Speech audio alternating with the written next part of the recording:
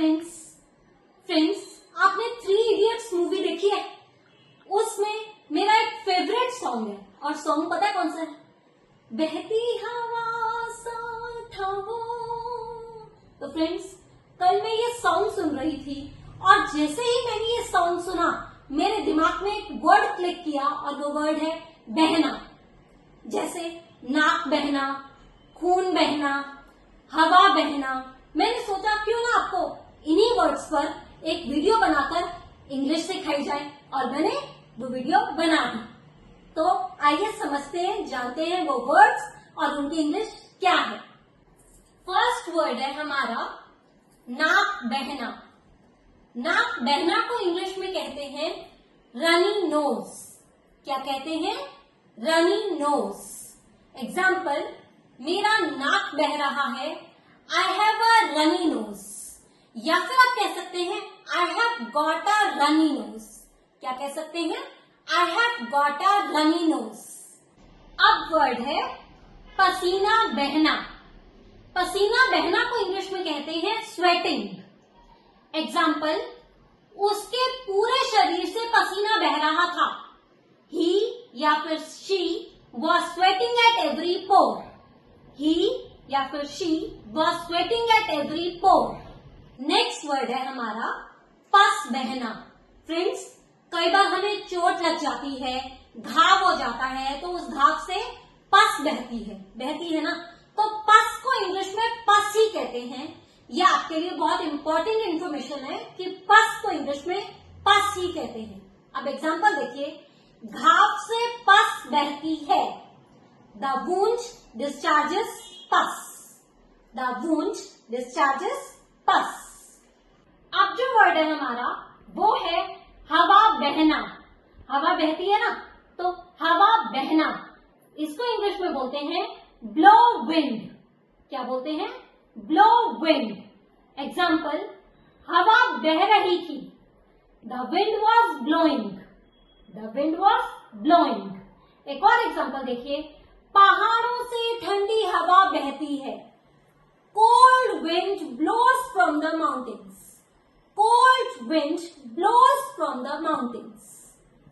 आंसू बहना। यहां पर बहना के लिए यूज होगा फ्लो। क्या यूज होगा? फ्लो। और आंसू के लिए टीयर्स। उसके आंसू बह रहे हैं, हर टीयर्स आर फ्लोइंग या फिर हिज टीयर्स आर फ्लोइंग। और अगर आपने कहना है आंसू बहाना, तब आप यूज करेंगे शेड टीयर्स। क्या यूज करेंगे? Shed tears. आप आंसू क्यों बहा रहे हो? Why are you shedding tears? Why are you shedding tears? तो आंसू बहना, फ्लो टीयर्स, आंसू बहाना, शेड टीयर्स। अब वर्ड है खून बहना। खून बहना के लिए जिस इंग्लिश वर्ड का यूज किया जाता है वो है ब्लीडिंग। जैसे उसका खून बह रहा था तो शी वॉज ब्लीडिंग या फिर ही वॉज ब्लीडिंग। लेकिन अगर फ्रेंड्स कोई लिक्विड थिक टपक टपक के बहे तो हम वर्ड यूज करते हैं इंग्लिश में ऊज। क्या यूज करते हैं? ऊज। जैसे उसके माथे से खून टपक टपक कर बह रहा था। Blood was oozing from her forehead. Thick liquid जब टपक टपक के बहता है तो ऊज, तो उसके माथे से खून टपक टपक कर बह रहा था। Blood was oozing from her forehead. Friends अब वर्ड है हमारा पानी बहना। फ्रेंड्स वैसे तो पानी बहना को आप सिंपली बोल सकते हो फ्लो वाटर। लेकिन जब कोई लिक्विड जैसी चीज छलक कर गिरती है, छलक कर टपकती है, एकदम से किसी बर्तन से छलकती है, तब हम जिस वर्ड का यूज करते हैं वो है स्पिल।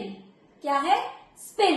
एग्जाम्पल, टंकी से पानी छलक कर बह रहा था। Water was spilling from the tank. Water was spilling from the tank. और फ्रेंड्स इसी के साथ अगर हमने बोलना हो दूध बहना, यानी कि दूध बहता है, तब हम बोलेंगे द मिल्क ओवरफ्लोज। क्या बोलेंगे? The milk overflows. और अगर हमने कहना हो दूध बह रहा है, इसको कैसे बोलेंगे? कमेंट करके मुझे बताएंगे। अगर आपको इस सेंटेंस को ट्रांसलेट करने में कोई प्रॉब्लम आ रही हो तो आप कमेंट बॉक्स में कमेंट करके मुझसे पूछ सकते हैं। और आज की वीडियो आपको कैसी लगी ये भी कमेंट बॉक्स में कमेंट करके जरूर बताइएगा। Thank you, God bless you all.